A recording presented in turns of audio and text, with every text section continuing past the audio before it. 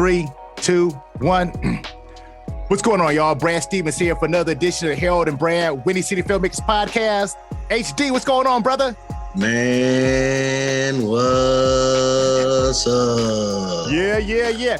Hey, man, it's been one whole year, our 1 year anniversary. I can't believe it, man. 1 whole year. How you feel about it? Yeah, that's why I was like, man, what's up? That was a long, dragged out, man, what's up? Yeah, it's a year, man. That's a hot, We've been doing it. We've been doing it for a whole year. No doubt. Like, yeah. You tripped out, man. Like, it feels longer than a year in a good way, because when we first started, I remember I was over your house in the basement. We were doing, I think we recorded something else. Then we were like, let's do like a podcast, right? And we started in your basement. And then, like, shortly after that, that's when all the lockdowns started happening with COVID-19. So even though it was a year ago, it feels like it was like 2 years ago, because so much stuff has happened since that point in time, man. But it's just great. I love how, like, the great interviews we've done, and to see how the show has evolved from the very first episode up to now. I really love it, man. Yeah, me too. It's amazing. I think, the pandemic had its ups and downs, but as a country, I would say we've learned a whole lot about ourselves and our partners and our friends. And we've seen family and friends come and go, and it's been a long year, actually. But, we've had time to reflect. And that's this podcast came out of that pretty much. And it is as successful as it is now because we had time to stay at home and think and use our brains and create. And so, out of this year too, came the script that I wrote, that I shot. And so a lot of things have happened. My workshop has come out of the pandemic, I had been doing, online workshops here and there. What's that old site that people used a lot before Zoom? Oh, was it Google Meet? No, the one before that, Skype. Skype. Yeah, Skype. Yeah, that's like a dinosaur now. Right. Yeah, the workshops have come out of that, and a lot of other things, and especially this podcast here. And we've had the opportunity to get back with some of our great friends from yesteryear, Oscar winners. No doubt. Movie, television directors, got them on here. Our friends out in New York, LA. Just all over. Atlanta, yeah. No doubt. So it's been a pleasure, man. So what we're going to do right now, we're going to do a rebroadcast of our very first podcast we did of the Harold and Brad Windy City Filmmakers Podcast in Harold's basement. This is the first episode. Check it out. Peace. 1, 2, 3. Harold and Brad, Windy City Filmmakers. Harold and Brad, Windy City Filmmakers. Harold and Brad. Knocking it out, man. We'll see. What's going on, y'all? This is Bradford S. Stevens and Harold Dennis. We in the house. This is the debut, the pilot episode for our podcast, Harold and Brad, Windy City Filmmakers. And it's just about that filmmaking, about filmmakers from Chicago who are doing other stuff here and other places as well. So gonna kick things off by talking a little bit about ourselves. So we've been knowing each other for a minute, right? Yeah, we've been knowing each other for over a couple decades, and we've been steadily doing our thing and finding time to work together. No doubt. So we'll start with HD. HD, Harold Dennis, hardest working actor in Chicago. So tell us a little bit about yourself, man. Where are you from originally? I was born in Naples, Florida, and was here in Chicago at the age of 1. So I've been here pretty much my whole life. And yeah, that's where I was from. But I grew up here on the south side of Chicago, moved around a lot, but it was always the south side of Chicago and Mississippi and different places. Mississippi? Yeah. No doubt. Okay, so what's some of the first things that got you into acting? Because we're talking about acting, filmmaking, whole 9 yards. What really drew you to being an actor? Well, let's start at the very beginning. When I was in second grade, I was invited to be in the Thanksgiving play on stage with my little suit on. I got on stage and I remember sitting there on stage and forgot my lines. And I thought to myself, this isn't for me. And that was that. Right. And then later, my father has a sister, Marion Roll, and she was doing plays off Broadway and overseas in Edinburgh, London, all over the place. A one-woman show called Desiree. And so I used to hear about that later. And, you know, growing up here on the south side of Chicago, I didn't know any of the people that I saw on TV and in the movies. So that was impossible. But hearing about her, then later, so it stayed in the back of my mind. Later, after high school, I had a high school band teacher named John Watson Sr. He popped up in movies. You know, he's from the South Side, lived in Chicago. He passed in 2006. And so he ended up in The Fugitive, Groundhog Day, Hoodlum, Soul Food, the movie. Nice. If anybody remembers Soul Food, the movie, Oh, yeah. remembers Soul Food, he was the old guy that came out with the money at the end of the movie. He was Uncle Pete. He used to stay up in the room. And that was my high school band teacher. And he had lines with Harrison Ford in The Fugitive. And so that blew my mind. I was like, Mr. Watson is in Chicago. He's not on the coast. He doesn't live in LA or New York. Right. How's he in these Hollywood movies? And so when I saw that, I was like, this isn't impossible. And so I was immediately interested in learning more and doing it myself. So I was like, if Mr. Watson is doing it, I can do it too. And so I started doing extra work in 1997. I was hearing this on B96, this commercial saying, be an extra in the movies, be an extra in the movies, be an extra in the movies. I heard it so much that finally I wrote the number down and applied. And I sent my Polaroid picture back. This was actually 1997, around this time. No doubt. When I was applying. Yeah. And so I sent it in, and finally they called me. And I remember I was an extra on this show that came on CBS called Early Edition. Oh, yeah. I remember Early Edition. Yeah. And I was featured out the gate where they put the camera in my face and down the side and way down the other side. And the shot they used, and before that, I called all of my family all over the country. He says, I'm going to be on TV. Tune in. I'm going to be on TV. And so everybody's watching. I'm watching. And then they used that shot way down on the other end. And so they had half my face for that amount of time. And I remember saying to myself, this is some bullshit. and then my sister that was in California at the time, she called me and says, I saw you. I was like, so I was talking to my buddy, Ken. I was talking to Kenny. Right. And I says, I want to do more. I want to do more. And he says, well, why don't you take an acting class? I was like, that's a good idea. Where? Right. And he says, well, me and Carl, we had taken classes over at ETA and studied with Harold Okoro Johnson. ETA, great place, man. Yeah, he's one of my mentors. Yeah. And Mr. Watson was one of my mentors. That's why when I saw him doing it, I was like, oh, this is a possible thing. Because I was in the band back in high school with Mr. Watson. I played trumpet all 4 years. He was my teacher for 3 of those years, and because he came my sophomore year, and I was the lead trumpet. All the other trumpet players with talent graduated, and so that was me standing along with the other guys. And Mr. Watson had us audition for the lead chair, and I got it. And then later he says, my junior year, he says, why don't you go apply for the all-city concert band?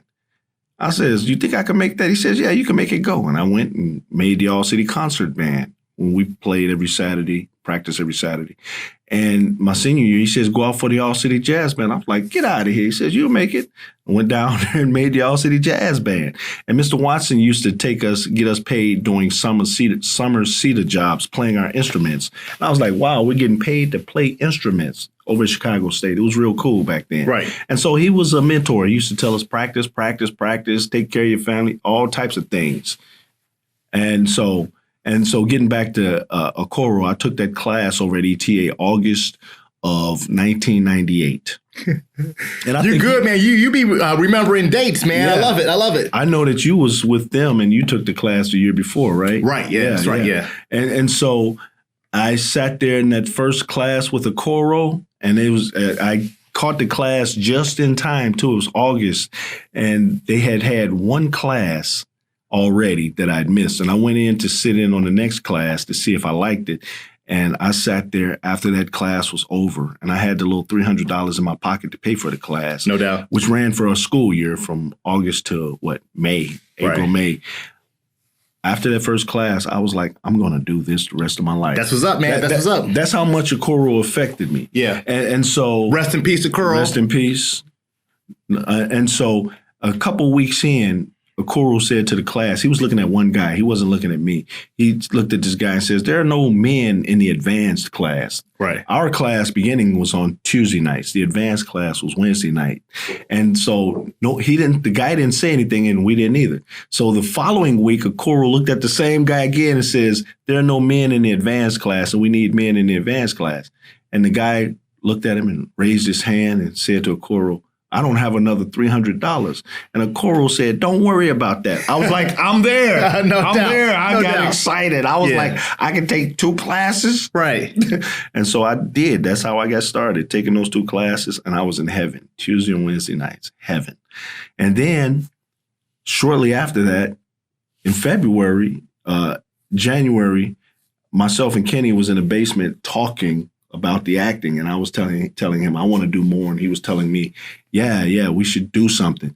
And he'll say that I said, and I'll say that he said, let's get some actors that we know from around town together and meet up and just hone our craft. No doubt, right. And I was like, yeah, let's do it.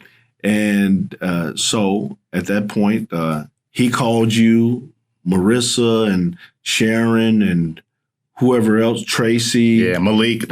Malik came with me, though, because great. Malik was in the acting class with me. So I went to ETA to my classes, and I invited Malik, Charles, Sharon, June, Kim Barlow. Yep. And Lorraine. Nice. All of those people came from the class. Right. Because I had so much excitement that they just came. And so we, including Bradley here, Bradford. We met every Saturday morning from 10 a.m. to 2 p.m. starting February for a whole year. Right. And then after that, I left the troupe because it got into politics and blah, blah, blah, blah, blah. But we did some great things. We met in the basement. We did mirror exercises, and we had so much fun. We did a show over at the University of Chicago. It was great, man, because Blue Gargoyle. Yeah, Blue Gargoyle. We wrote, directed our own material. So it was amazing, man. It was really, really great experience, man. Yeah. You wrote some nice pieces that one of them we're going to film, aren't we? We're going to shoot this summer, ideally. Yeah. Yeah, that's right. That's right. And so that was the acting troupe. And so I jumped in with both hands and both feet. And that was February of 98 when that started. Then by June, I had met from the blues play that was in the acting troupe that passed away. Connie? Yeah. Connie was in the acting troupe. She came from ETA too. Right. Connie introduced me to Fernando. Nice. Which I saw last night, by the way. Right. And we met myself and Fernando met at a McDonald's because he had a play called I Was There When the Blues Was Red Hot, and he offered me the lead role. And so we rehearsed over at the Palm Tavern. That was the former Palm Tavern over here. It's on 47th and King. Is that place still there? Or is it? No, they tore it down a bunch of years ago. Right. And that was a famous place. The Palm Tavern was the watering hole for the entertainers that used to come to town to perform at the Regal Theater here on 47th Street. And Mama Jerry Oliver, she had owned the place since 1951. Yeah. And so she was still around in 98 there. The place was run down by then. But we went up with the play. I Was There When the Blues Was Red Hot. October, I believe it was 2nd and 3rd of 1998. Right. And we rehearsed all summer, and we was just going to do this play for those 2 nights. And we ended up doing the show, and it was so much fun. We was like, let's just keep running it, keep running it. It ran for a minute, man. It ran for a minute. Yeah. I did 171 shows. My goodness. Every Friday and Saturday night. It was free to get in and $10 to get out. Yeah. I was there when the blues was red hot. And so it was nice. So the acting troupe, the ETA, and the play, I was getting all of the learning and the stage experience that I could get for a beginner, and I was in heaven. Right. And then, like, to jump ahead a little bit, you started taking classes at Toronto Studios, right? Oh, yeah. And then, and I love this story, man. You could tell it, but I love the story about how you did not have money for classes, and so you offered to clean up around the studio, and then eventually he said yes, and you've been there since taking classes, getting getting better, developing the craft. That's what it's all about. That's what it's about. So June 2000, I left town. I was gone for 2 years, and I came back June of 2002, and I was living in Louisville, Atlanta, Mississippi. But anyway, to make a long story short, at one point when I was in Louisville in 2001, I did a Raisin in the Sun at Actors Theater in the Black Box up there. I played Joseph Assegai, and that was the first time I got to develop the language. Right. And it was so much fun. I think I did 8 performances and a couple other plays and a couple other things. But while I was down there, the internet was brand new, and I'm surfing the web looking for acting classes and lessons in Louisville. And I came across Ted Sarantos somehow, and he calls me up while I'm in Louisville, and he had this voice, "Hi, you're interested in acting classes?" I was like, "Yeah, I am." He says, "Well, when would you like to come in?" "Well, when are the classes?" Blah, blah, blah, blah. I says, "Okay, I could try to come in." And then I discovered that he was in Chicago. I was like, "Well, I'm living in Louisville, and I had no intentions on coming back to Chicago at that time." Right, And he says, "Well, whenever you're in Chicago, look me up." And that was in 2001. So when I made my way back in June 2002, somehow later on that year, I found some information, and I was like, "That's that guy I talked to almost 2 years ago." Yeah. And so I went and sat in on his class sometime in early 03. And I remember sitting there in that evening class, watching him work with the actor. So what he did was he videotaped the actors. Yeah. He'd put the camera on them, and then he'd tell them, "Okay, nose to the camera, smile in the eye, tilt your chin down. Okay, talk to the mic, deep breath, hold it. And when you're ready, action." And I was like, I need that. No doubt. Yeah. That's the thought that came to my mind. I need that. And so after that, he asked me and a couple other people that were sitting there, "Were you guys interested in taking classes?" And one thing I did learn from Okoro is he says, "Okay, don't worry about that for the second class." And I was like, "You can take classes for free sometimes." Right. And so when Ted says, "Are you guys interested in the classes?" This was early 03. I don't think it was spring yet. And I says, "Yeah, I want to take classes with you. But unfortunately, I just got back to town and don't have a job, can't afford you right now. But I can help you clean up around here." No doubt. No doubt. It was an old building, right. And I could see where he could use help. And he says, "Well, I don't need that." And I says, "Okay." And I left. And so at that time, I just got back to town. I was sleeping on Tracy's couch, Tracy Jones, who was a member of the acting troupe. Yeah. And one of my fraternity, Kappa Alpha Psi. So I slept on his couch for a year. And then I had moved, and then I went and slept on another noob's couch for a year, fraternity. Yeah. And so I'm in this different place, and I didn't have a cell phone back then, but somehow 10 months later, Ted Sarantos calls me over to this other guy's house, Darnell.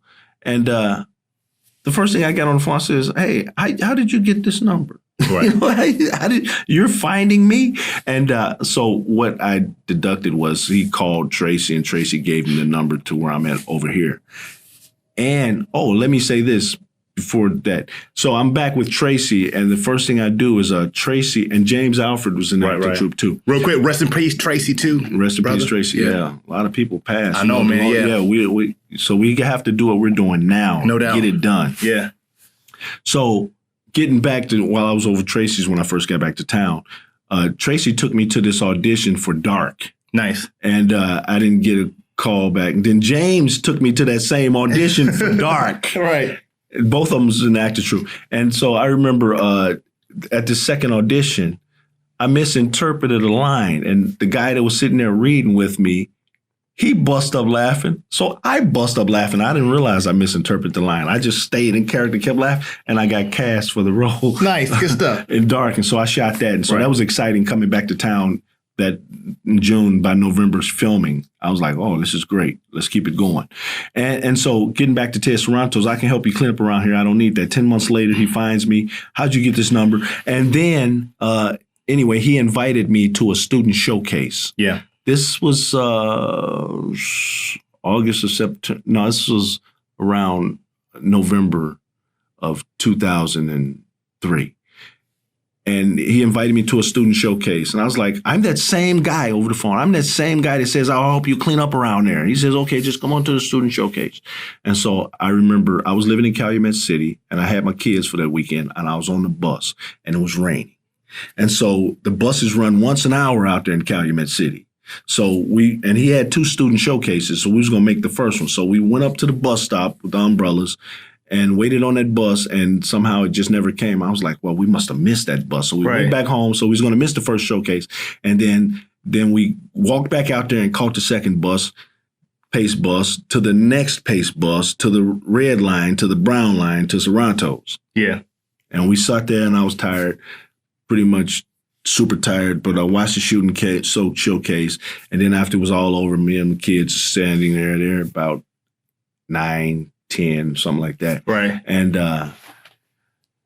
he says, well, how'd you like the show? I says, I loved it. Maybe something like that.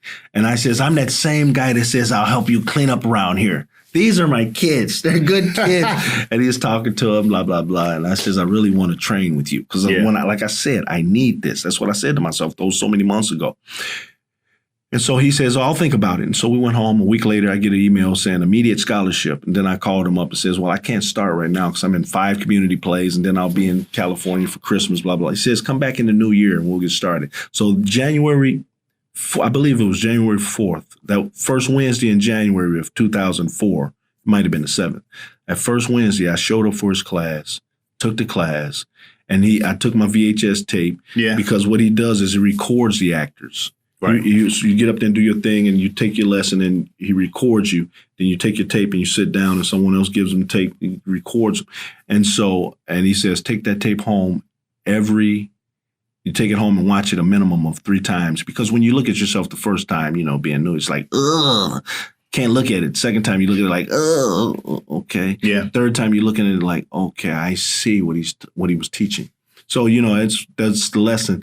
And I started the class the first Wednesday in January 2004, and this is 2016 March, and I'm still with him. I'll be in every Wednesday.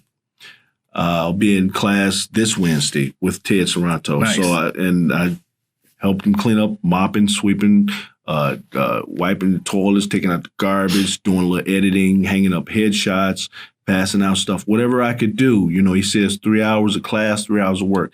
So now, sometime for the past few years now, I'll make sure I mop, take out the garbage, because he's moved 3 times since I've been with him. He's out in Oak Park, Illinois now in a smaller space. Right. So it's not much that he really needs. And, sometimes he says, I'll see you next week. I don't need you to do nothing, so and the things that I've gotten from him are super. Yeah. And it's been great. And also back in 2010, it was the actor in film meetup. I was at the Christmas party, right? Yeah. And this actress handed me this flyer so I sat over the years. I've sat in on different classes and different workshops, and I remember going to Act One, watching the Meisner workshops. Meisner, yeah. Somebody mentioned Meisner, and I wanted to see what it was, so I used to go sit in and watch those. So it's 2010 Christmas. This actor handed me this 5-hour free workshop for actor at Meisner at Green Shirt Studio, and I was like, okay. 5 hours of hands-on, not just watching. I'm interested. So I'm a get up and go getter, as you can probably figure. So I got up and I went to that 5-hour workshop and I was like, this is great. I want this technique. Yeah. And I'm already still studying with Ted. And so I looked at Summer and Andrew, who own the school. I says, can I what is it called? not audit, but can I, what do you call it when you help them out? It's an official word.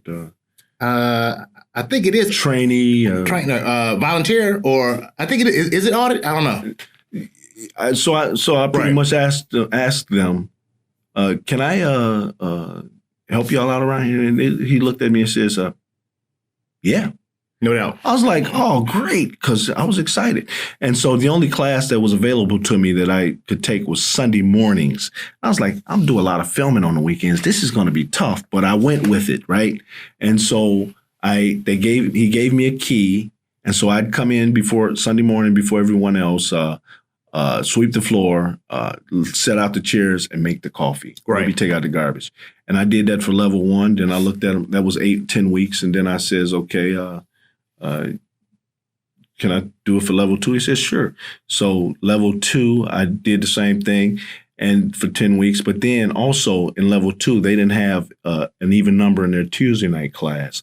And so they needed me. So I took Meisner Tuesday night, Sorrento's Wednesday, and Meisner Sunday. So I was in those 3 classes. Right. And then that went on for level 2, level 3, and level 4. And then level 5, it was just one night, one Sunday afternoon. So I did all of that. And then I was taking a 4th class for about 3 weeks. I was like, this is too much. But this is who I am, along with the tapes and studying and other stuff and acting in the films over the years, blah, blah, blah. I had my hands full, but I was running blind. But I knew that in the end, something would come up out of all of this. No doubt. And also, you're teaching right now as well at Second City, right? Teaching like a film class, acting on film? Acting on camera. Yeah. Nice. Yeah. So I back in 2004, when I first started studying with Ted, by May, I did this audition for Robert Townsend. They had this cattle call for this cable station that he was creating or something. And it was like 100 people in line. I was out there for 11 hours before I got into that room. Goodness. And we were laughing and talking and meeting people. And I remember meeting this young black kid from Second City. He said he had studied at Second City. And I'm talking all of this stuff. We're having fun. He says, show me some of that stuff that you're talking about. So I took him to a distant part of the warehouse and I gave him the intending dream scene, the opposites, and a secret, and said, now go. And so in the end, what happened was he had demonstrated commitment. I was like, okay, you're ready.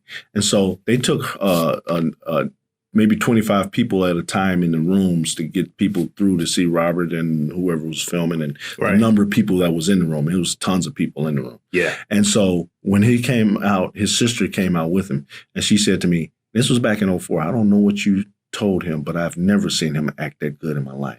All right, no doubt. I was like, wow, yeah, I can teach this. Oh, no question. So over the years, I just kind of worked with people, and then I started doing workshops, maybe once a quarter, where I invite people over for a 3-hour workshop. Yeah, they work on their monologue, and I have them do it, then have them give them a suggestion. Some people come in ready, like, well, there's nothing I can do for you. Thank you. Next. That's but then I'll make a suggestion and let them try it that way. Opposites, intending dream scenes. And so I've been doing that. And then I got featured on WGN on People to People with Michael Matera. And Vince Singleton, another filmmaker that I worked with, who teaches over at Columbia and the Harold Ramis Film School and at Second City and somewhere else. He's doing too much, and making film. So he saw that and he says, Harold, how would you like to teach at Second City? I was like, hell yeah, set it up. Set it up. Let's do it. Now pay me. Give me the motherfucking check. What's up? Let's do it. And so I met with the guy directly over him at the Starbucks. Right. And we sat there and we talked, and the Starbucks right downstairs. Right downstairs, yeah. And I had the job. That's what's up, man. And so he says, I want you to learn the Second City way first. This was April of 2018. So I want you to take a couple classes, to take the improv classes. Yeah. And so I looked them up, and I was like going to take improv for actors 1 and improv for actors 2. I was like, double the money. I'm go-getter. I want to get as much in as possible in one term. But they didn't have the 1 and 2, so I ended up taking the 1. So as soon as I signed up for that class, I get an email from him. He says, you still want to teach at Second City, right? I was like, yeah. He says, okay, class starts in a couple days, Wednesday. Nice, Go. nice. I was like, oh my God. So I felt like I got thrown into the fire. Right. And so I went in there I was probably more nervous than the students. Yeah. And so I went in and the first term went great. Second term went great. And so term after term after term. And I just finished up a term here a couple days ago. And the next term, second term, 2020 starts in Wednesday, 3 days from now. That's cool, man. That's sometimes the best thing, man, being thrown into the fire. Yeah. Just jumping in. And the students are very happy because I'm giving them real life on-set experiences. I have them, first thing we do is we work on their monologue that they can tape and have and share with people. Yeah. Then we do a 2-person scene so they can have that experience. I may have somebody hold some equipment or something, but I have a TA in class that shoots and edits. So all I have to do is teach and direct. And then we shoot a 12-page short. And that's cool, man. We do all that in 8 weeks. Yeah, they have nice little reel. Yeah, and screen it. And we have fun. And people do learn because I like to make sure that I teach them nose to the camera and find some business that leads back to the camera. All of the acting stuff, everybody has to have some experience of taking some acting before they come into the class. Experience. So, yeah. You need experience. So I have people that have graduated from film school, graduated with their BAs from college in acting and blah, blah, and come in. And some people that have taken a acting class. And so I have to, take people where they're at and make it work. Right. Make it fit. Yeah.